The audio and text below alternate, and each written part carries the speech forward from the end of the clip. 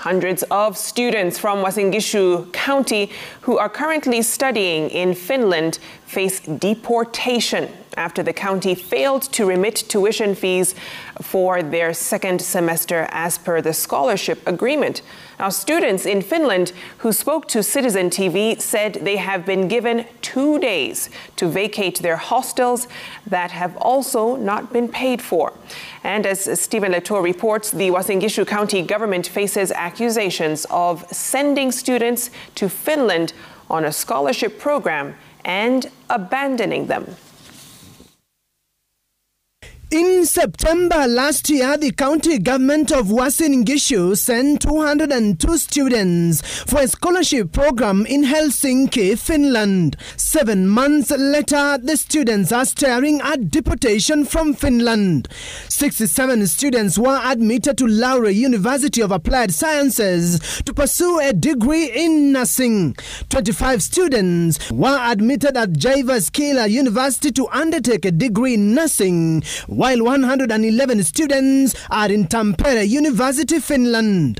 Before leaving the country for Finland, their parents had contributed school fees worth 1.19 million shillings to the fund that MCS now claim has been operating like a personal account. Each parent further sent 100,000 shillings for air tickets and 3 months accommodation amounting to 80,000 shillings. A 30,000 shillings insurance for each student was also deposited to the account operated by Uasin Gishu County employees. However, so far, the county has only remitted school fees for the first semester, with students given till Monday to vacate their hostels. The County Assembly of Uasin Gishu that handed in its investigation report said money meant for the students was depleted. So when reaching here, we stayed in the hostels for the first month. The second month, they're telling us our rent is over. Like we're asking, how is our rent over, and yet we paid for 6 months? They're saying that the county only paid for 2 months. So they're telling us to go out of the houses because the money is not paid by the county. And yet we were told to pay, when we were in Kenya, we were told to pay for 6 good months. So we knew by the time the 6 months will be over, then we'll have gotten somewhere to work and get some other money to be able to pay rent from there. To make matters worse, the students, particularly in Laura University, are now staring at deportation from their institution. The county government of Uasin Gishu is said to have paid 550,000 shillings for the first semester for each student. The learners had paid for the full academic year. As you see, yesterday we were communicated by the Foreign Home Hostel. We stay in Foreign Home Hostel. So we were communicated by the hostel that we are supposed to vacate by Monday. That is next week on Monday. Yes. Otherwise, the codes of the doors of our rooms will be locked. Yes. And we are not having any communication from the county. We are not having any communication from the county. We don't know what's going on. Around 37 students will be kicked out of their hostels. Reason?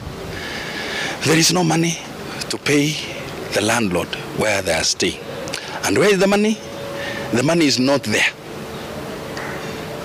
Not that the parents did not pay. The parents paid. In a letter seen by Citizen TV, Sana Partamias, a director in Laura University of Applied Sciences, sent a circular saying, quote, "From beginning of March, the teaching for groups nursing and physiotherapy will be put on hold until the tuition fees for second semester are paid." The university went ahead to note that if Edu Excellent Limited has not received the tuition fees for the second semester for these groups by March 31st, 2023, Laura University of Applied Sciences will decide to terminate your right to study and end the programs. The letter further added that the information of the terminated right to study will automatically flow to the Immigration Service (MIGRI) through electronic systems, which will be followed by cancelling of the residence permits. This means the students will have no option other than return to Kenya.